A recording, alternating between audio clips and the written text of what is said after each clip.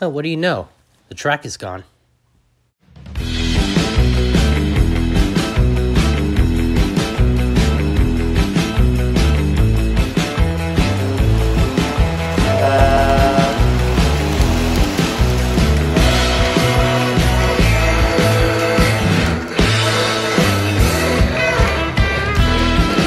Are we still clear all the way? Rolling out.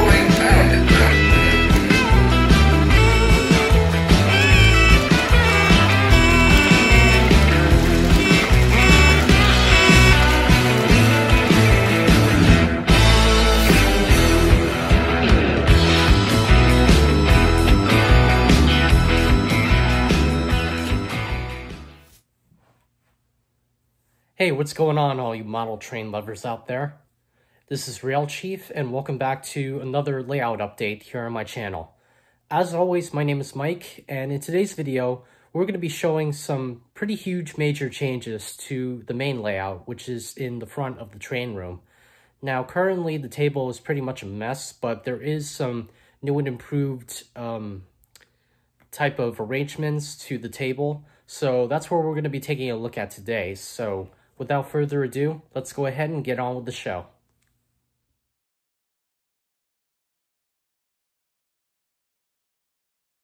First off, let's get on to the main question of the day, and that is whatever happened to the fast track that I had on the layout here originally. Well, I actually took it out for a couple of reasons. Number one, as much as I love Lionel's fast track system, and I love the way how it operates, the one thing that I don't really like is that it's very noisy once you start running engines around the layout. And secondly, over time, the plastic underneath the base tends to overheat. And from there, you would have to buy a new section of fast track. And I really didn't want to do that this time, so I figured that this was the right time to switch over to something that was going to last me a much longer time, but also something that was going to operate a lot better. So I did some research, and I heard a lot of good things about Atlas's track system. So I bought a bunch of boxes of Atlas track over at York, Pennsylvania this year, and I'm not sorry that I did. I love the way that it operates, and I love how the trains run very smoothly, and I really can't wait to get more track sections in the future. I'm also going to be redesigning the back of the layout here, and as you can tell, the water tower is now behind the track right where the switch tower is, and I also did add a couple of new, railway signs that I got from York, Pennsylvania at the train show. And yes, that is the little box for the 282 gantry crane, which is currently being restored. And it's actually going to go over here on top of the track, right next to where the water tower is. Now, if you guys are familiar with the Lionel post-war catalogs, this is going to be a little bit of a tribute to one of the pages from the 1950 Lionel catalog. So, in case you guys know what it is, I'm not going to explain it to you guys who don't really know. So, for those of you who are not familiar with that page, I'm going to leave it as a surprise. But for those of you guys out there who do know, I can't wait to show you once everything is all done.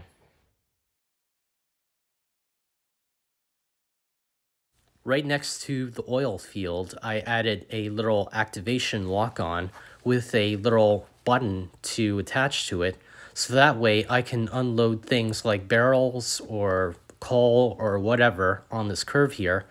And this lock-on can only work for any curve section that's longer, including O36. It cannot work for O27. It can only work for much larger curves. So for those of you guys who always wanted to have accessories operate on a curve section, here's your opportunity to do so. I am also going to be adding the operating 256 freight station to the main layout here, and it's going to go right next to where the Marks fueling station is here on the layout. I also forgot to mention that I'm going to be using a little piece of fast track on the layout still, and that's going to act as my bumper section for either the gang car or the 52 fire car. Finally, as a bonus, I'm going to be adding this little sound activation button to the layout, which I also got at York, Pennsylvania. Now I'm going to be adding this to the second layout here. I will be getting another one at some point, but I'm not really sure when that will be. But in the meantime, one sound activation button should do. So as always, I hope you all have enjoyed watching today's little video. Don't forget to like, comment, and subscribe to my channel. And please don't forget to hit the notification bell down below for any other projects that I upload. And don't forget, there's going to be a couple more reviews coming up pretty soon, including some new purchases I also bought in York, Pennsylvania, once again. And also a couple of repairs and restorations are on the way, so make sure to keep an eye out for that as well. But until next time, thank you all for tuning in, and I'll see you all in my next episode. Thanks again, and take care.